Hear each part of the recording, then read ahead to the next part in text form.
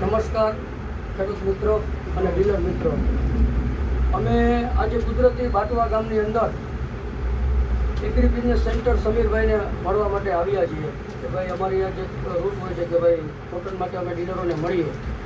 તો એક જોગોના જોગો એક ખેડૂત અમને મુલાકાત થઈ. શું કામ તમારું? નાનડિયા. શું નામ તમારું? પરસોત્તમભાઈ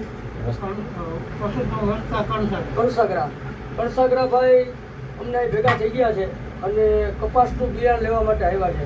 એકચ્યુઅલી આવ્યા હતા ખાતર લેવા, પણ એણે પૂછ્યું કે ભાઈ કપાસનું બિયાણ, એણે જ થેલી ઉપાડીને કીધું કે ભાઈ આ વેરાયટી છે, એને પાકું કર્યું.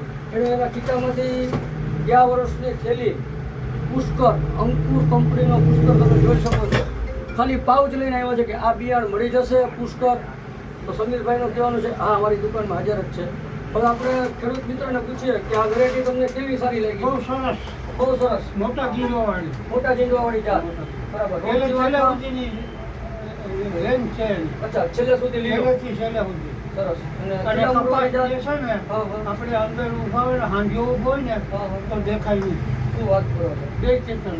તમે કેટલા વર્ષ ત્યાં વાવો છો? આ પેલું વર્ષ. અચ્છા, ગયા વર્ષે પહેલી વખત વાવ્યું અને આ વર્ષે પાછું વાવેતર કરવાના છો.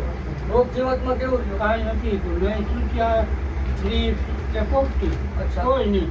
અને દવા જે મારી ને એ નોર્મલ જ મારી. અચ્છા, બધા હળવા ડોઝ જ માર્યા છે. હળવદ મેં. ખેડૂત મિત્રનું એમ કહેવાનું છે કે આમાં ઓછી ખર્ચે વધુ ઉત્પાદન આપતી જાત પુષ્કર કપાસ અંકુર કંપનીનું.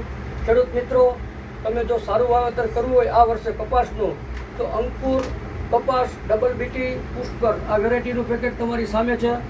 અમારા ડીલર મિત્ર સમીરભાઈ, તમારું સમીરભાઈ શું કહેવાનું છે? તમે ગયા વર્ષે કપાસ વેચો તો અંકુર પુષ્કર કેવા રિઝલ્ટ મળ્યા ખેડૂતોને? કારણ કે તમને ખ્યાલ આવી ગયો કે ખેડૂત ખાલી પેકેટ લઈને આવે છે તો કાંઈક વેરાયટીમાં દમ હશે.